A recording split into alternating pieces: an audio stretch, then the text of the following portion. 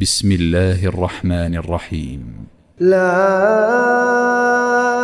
أقسم بيوم القيامة ولا أقسم بالنفس اللوامة. أيحسب الإنسان أن لن نجمع عظامه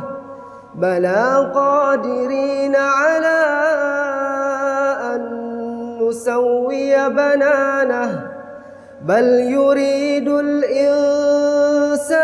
ليفجر أمامه يسأل أيان يوم القيامة فإذا برق البصر وخسف القمر وجمع الشمس والقمر يقول الإنسان يومئذ أين المفر كلا لا وزر إلى ربك يومئذ المستقر ينبأ الإنسان يومئذ بما قدم وأخر بل الإنسان على نفسه بصيرة ولو ألقى معاذيره لا تحرك به لسانك لتعجل به إن علينا جمعه وقرآنه فإذا قرأناه فاتبع قرآنه ثم إن علينا بيانه كلا بل تحبون العاجلة وتذرون الآخرة وجوه يومئذ ناظرة إلى ربها ناظرة ووجوه يومئذ باسرة تظن أن يفعل بها فاقرة كلا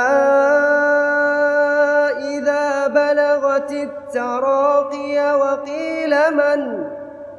راق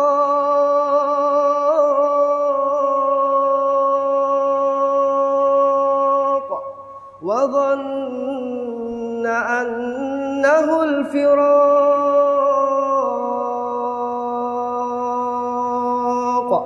والتفت الساق بالساق إلى ربك يومئذ المساق فلا صدق ولا صلى ولكن كذب وتولى ثم ذهب إلى أهله يتمطى أولى لك فأولى ثم أولى لك فأولى أيحسب الإنسان أن يترك سدى ألم يك نطفة من مني يمنى ثم كان علقة فخلق فسوى